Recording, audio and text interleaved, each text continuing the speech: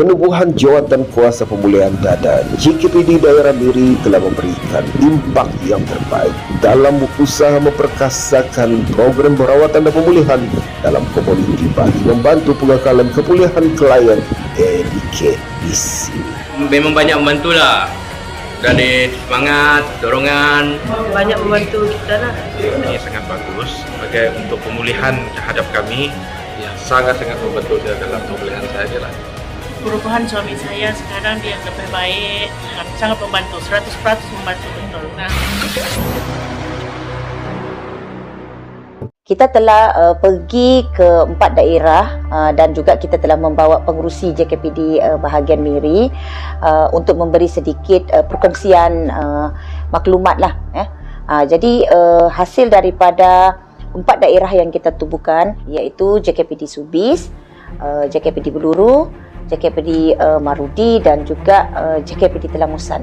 Berjaya melantik 110 orang ahli JKPD. Jadi ini menjadikan ahli JKPD di bahagian Miri seramai 120 orang keseluruhannya.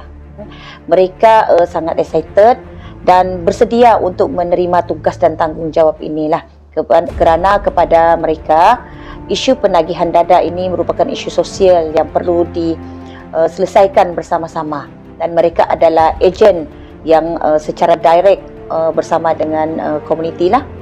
Jadi penubuhan kita di 4 daerah melengkapkan lagi 5 daerah di bahagian Miri lah. Banyak peranan mereka dalam membantu klien kita di dalam komuniti. Kita mempunyai kepakaran dalam melaksanakan bimbingan dan kaunseling kepada klien kita. Ada beberapa juga klien kita telah dibantu dari segi peluang pekerjaan lah, ya. Dan seterusnya mereka juga menjadi orang yang menyampaikan maklumat di dalam komuniti dari segi pencegahan dan juga rawatan dan pemulihan. Jadi dengan kerjasama bersama dengan JKPD ini, maka program pemulihan di daerah lebih perkasa lah dan juga ramai klien yang compliant dan telah abstinence sepenuhnya. Saya melihat dari apa yang telah dilaksanakan di Miri lah, iaitu dengan kerjasama dan juga komitmen daripada JKPD di daerah Miri, klien mempunyai hubungan yang baik dengan JKPD. Mereka tidak ada rasa takut, malahan mereka lebih selesa berkongsi dengan JKPD.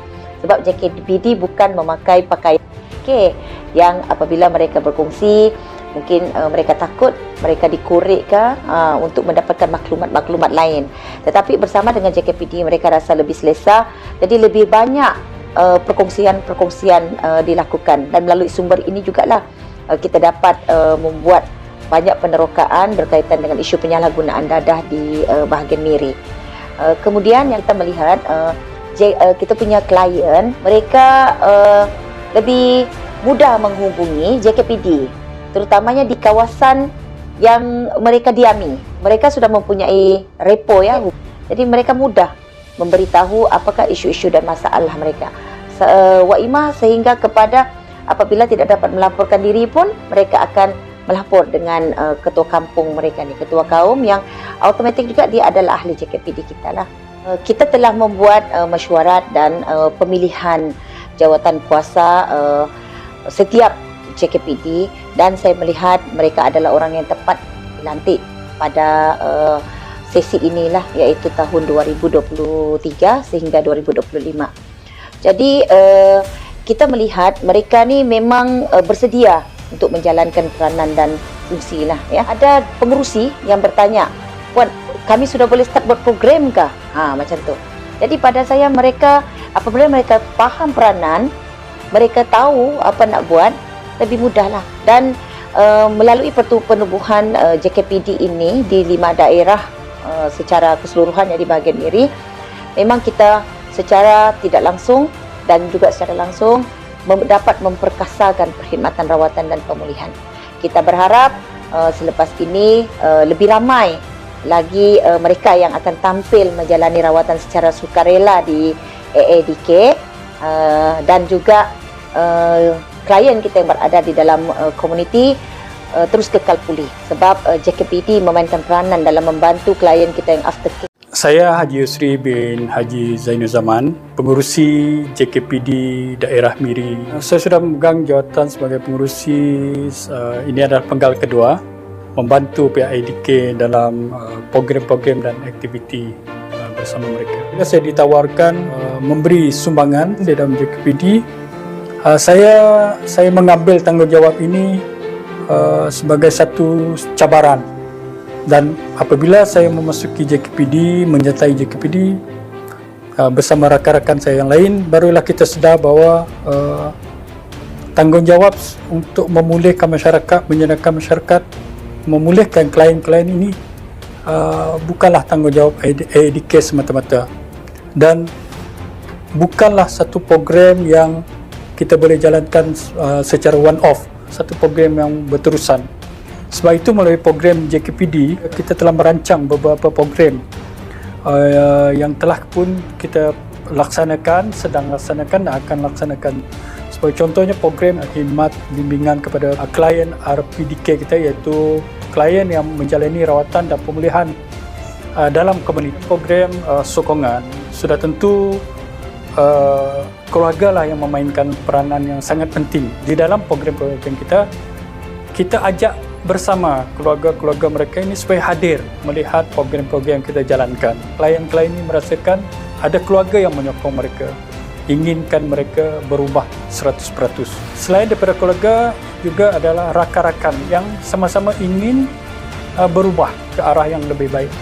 Kita sangat tekankanlah, sebab tanpa sokongan keluarga, apapun program kita lakukan tidak akan berjaya 100% kerana mereka akan kembali kepada keluarga, mereka akan kembali kepada masyarakat. Sebab itu, di mana-mana program kita libatkan masyarakat, kita akan memberi kesedaran kepada masyarakat bahawa peranan masyarakat juga penting untuk menyokong dan memberi semangat, motivasi kepada mereka supaya mereka yakin untuk berubah dan tidak kembali menagih. Seperti yang kita sudah maklum, self-esteem ataupun kekuatan jiwa individu, ini yang sangat penting, yang mempengaruhi sama ada mereka boleh berubah ataupun tidak. Sebab itu di dalam program-program keagamaan, kita melibatkan pihak-pihak yang berautoriti, contohnya Jabatan Agama Islam, para ustaz. Kalau klien non-Muslim, kita libatkan pihak pastor, pihak gereja, supaya mereka ini diberi kefahaman asas agama. Selain itu, program-program yang kita jalankan, kita memberi peluang latihan dan pekerjaan kepada klien yang kerja mereka terjejas disebabkan oleh mereka terlibat di dalam dadah. Tapi kita juga memastikan mereka ini, kehidupan mereka tetap berkarier. Kalau mereka seorang peniaga, kita pastikan mereka berniaga dan malahan kita bantu mereka apa yang boleh kita bantu untuk meneruskan kerjaya mereka. Biasanya kita akan selidiki latar belakang mereka. Contohnya, kalau ada yang pernah menjadi mekanik, mereka ada skill, kemahiran membaiki kereta contohnya. So biasanya kita akan berkolaborasi dengan workshop-workshop, bengkel-bengkel kereta ataupun bengkel-bengkel motor untuk kita memberitahu mereka bahawa kita ada satu program kolaborasi bersama mereka dan mereka menerima klien kita di tempat mereka sebagai pekerja, sama ada sebagai pekerja tetap ataupun pekerja sementara, supaya mereka boleh terus menjalani kehidupan mereka, mencari nafkah untuk diri sendiri dan keluarga. Sekiranya mereka seorang usahawan ataupun berminat di dalam menjalankan perniagaan, kita bantu. Sebagai contohnya, kita ada bantu daripada menyediakan stall burger, latihan membuat burger dan sebagainya. Jadi untuk program kita mentor-mentee lah, punya mentor, bedanya training dia 3 hari training. Di sini training di tempat Taman Seroja. Yang pernah kita buat juga, kita pernah memberi bantuan benih anak ikan untuk diusahakan. Sebagai contoh, kalau keluarganya ada tanah, ada kolam, so kita bantu mereka memperkembangkan lagi, dan program ini kita jalankan dari masa ke semasa. Selepas kita mengenal pasti apakah bidang-bidang keusahawanan yang mereka boleh ceburi. Untuk program-program sebegini, kita bekerjasama dengan pertubuhan-pertubuhan belia setempat dengan pihak JKK sendiri melalui Biro Ekonomi mereka, pertubuhan-pertubuhan perniagaan, Dewan Usahawan, Bumiputera sebagai contohnya. Kita juga bekerjasama dengan pemimpin setempat. Kita minta sokongan daripada pihak yang berhormat supaya mereka ini dapat dibantu dengan dana, bantuan geran dan sebagainya. Sebab sekarang kita lihat agensi kerajaan yang membantu sebenarnya banyak. Terpulang kepada kita mau buat ataupun tak buat. Sebab peluang untuk mereka ini ada sebenarnya terbuka luas. Kita tak biarkan mereka begitu saja, kita terus memantau untuk memastikan mereka sukses, malah berkembang dan menjadi contoh kepada klien-klien yang lain. Pihak kerajaan negeri sebenarnya banyak membantu klien-klien, terutama di pihak MPS, Majlis Pembangunan Sosial, melalui program LIFE, iaitu program memperkasakan keluarga yang berpendapatan rendah.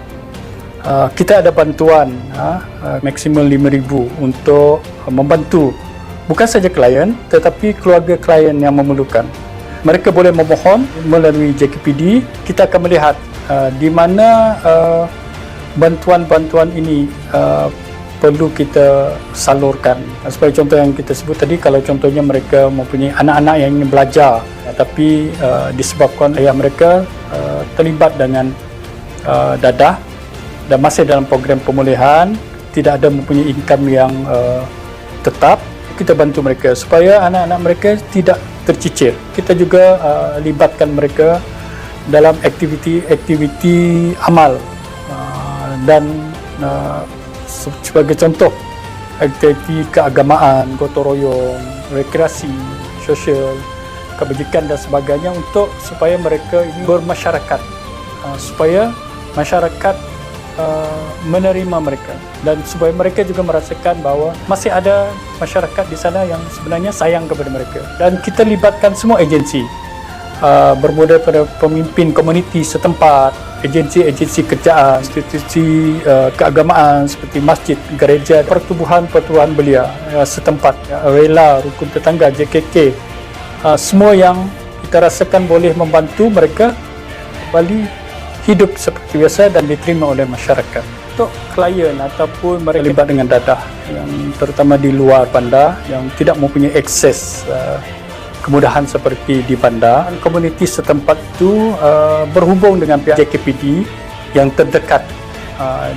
Sebab sekarang kita telah memperluaskan JKPD ini di seluruh daerah, bertujuan untuk supaya mereka klien-klien di luar bandar juga boleh mendapatkan perkhidmatan yang sama seperti di daerah Miri. Kita sekarang di dalam rancangan untuk memperkasakan JKPD, di mana kita memerlukan keterlibatan daripada semua peringkat. Kita perlu membantu mereka. So kita perlukan satu pasukan yang kuat, bersatu. Kita perlu bekerja secara teamwork untuk melaksanakan program JKPD.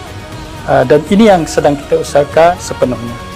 Kita sedia maklum bahawa untuk menjayakan program-program ini kita memerlukan dana. Oleh yang demikian, kita memerlukan sokongan daripada semua peringkat. Sebagai contoh, kerajaan memang telah membantu dan juga kita sedang mengumpul dana juga, memohon bantuan daripada pihak-pihak YB setempat, syarikat-syarikat melalui program sumbangan mereka kepada masyarakat.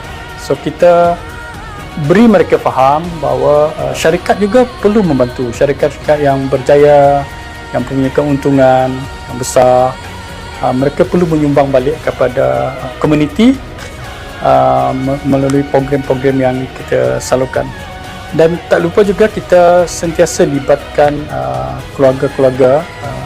Alhamdulillah setakat ini bagi keluarga yang berpendapatan tinggi dan mempunyai kemampuan untuk memberi sumbangan, Mereka ini sangat membantu dan kita menyeru agar masyarakat yang boleh membantu daripada segi dana ini turut sama-sama menyumbang di sudut mana mereka boleh membantu kita dalam setiap program. Ya, salah satu perancangan kita di masa hadapan dan sedang kita usahakan adalah kita ingin membuka pusat pemulihan dadah persendirian ataupun kita panggil PPDP. Kita cuma ada satu puspen iaitu yang berada di Kuching. Tempatnya agak terhad dengan kapasiti, dengan peningkatan klien kita yang begini ramai. Kita memerlukan ada pusat rawatan, pusat pemulihan dadah persendirian diwujudkan terutamanya di Miri, dan kita mengalu-alukan sekiranya ada NGO yang ingin terlibat membantu bersama. Kita telah berbincang perkara ini dengan Yang Berhormat tentang keperluan untuk mewujudkan PPDP ini. Sepanjang program yang kita jalankan sudah nampak perubahan ataupun peningkatan kefahaman di dalam masyarakat kita. Mereka tidak lagi meletakkan tanggungjawab ini di satu pihak saja. Ini yang kita rasakan sedikit kejayaan lah di pihak JKPD, di mana masyarakat mula faham akan peranan mereka. Tetapi kita tidak boleh berpuas hati di peringkat ini saja. Kita perlu lebih berusaha lebih keras untuk memastikan setiap rancangan kita, setiap lapisan masyarakat peka dengan masalah ini dan bersama-sama ingin membantu. Harapan saya sudah tentunya ingin melihat satu impact yang besar di dalam setiap program kita dan pada hari ini dan akan datang, untuk memastikan belia-belia kita ini bebas sepenuhnya daripada najis dadah. Harapan saya juga supaya pemimpin-pemimpin komuniti setempat hendaklah memainkan peranan yang amat penting. Mereka mesti lebih cakna dan peka dalam membantu anak-anak bangsa kita. Kalau kita tidak bantu, siapa lagi yang akan bantu mereka? Sebab itu kita tidak boleh memandang ringan masalah dadah ini. Kita perlu lebih serius, lebih bersemangat, lebih cakna, lebih prihatin kepada masalah dadah, dan kita perlu lebih sensitif. Kita hendaklah bertindak segera, jangan tangguh-tangguh.